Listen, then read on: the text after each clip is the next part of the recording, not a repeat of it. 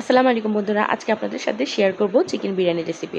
বাসায় আপনারা কিভাবে রান্না করেন অবশ্যই নিচে কমেন্টে বলবেন, আর ভুল হলে ক্ষমার দৃষ্টিতে দেখবেন। এই তো প্রথমে চিকেনগুলো ভালো করে ধুয়ে তারপরে আলু আর চিকেনটা তেলে ভালো করে একটু লবণ দিয়ে ভেজে নেব।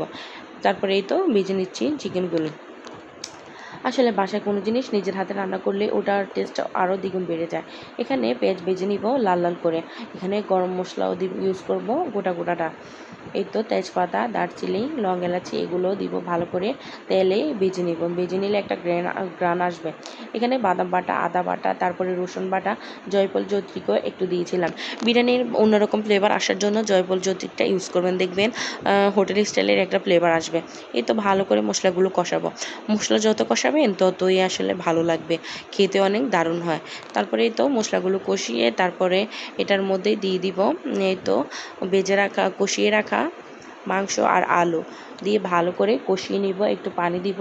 এটাও ভালো করে কষিয়ে নেওয়ার পর পোলাওগুলো ভালো করে ভেজে নিব। এই তো পোলাওগুলো বাছছিলাম আমি ঘি দিয়ে। এই তো দেখেন উপরে কেমন ঘি টলমল করছে। ওই তো ঘি দিয়ে ভালো করে ভেজে নেওয়ার পর একটু পানি দিলাম। তারপরে এটা মিশানোর জন্য এই তো মিশিয়ে দিব কষিয়ে রাখা মুরগির মাংসগুলো আর আলু। এই তো ভালো করে ম্যারিনেট করে নেব একটার সাথে আরেকটা। আপনারা কে কে আমার মতো বিরিয়ানি লাভার আছেন নিচে কমেন্টে অবশ্যই বলে যাবেন। এই তো তারপরে এখানে কয়টা কাঁচামরিচ ইউজ করছি। আমার কাছে বিরিয়ানির কাঁচামরিচটা অত ভালো লাগে, গোটা থাকলে আসলে এটা কামড়িয়ে খেতে অনেক মজা লাগে। আপনাদের কাছে কেমন লাগে? এই তো দেখেন আমার ফাইনাল লুকটা কত ভালো আসছে। দেখেন অনেক ঝরঝর হয়েছে আর অনেক সফট হয়েছে, খেতে অনেক ভালো লাগছে। এই তো তারপরে এই তো কেমন হয়েছে আমার বিরিয়ানি, চিকেন বিরিয়ানি বলবেন নিচে কমেন্টে।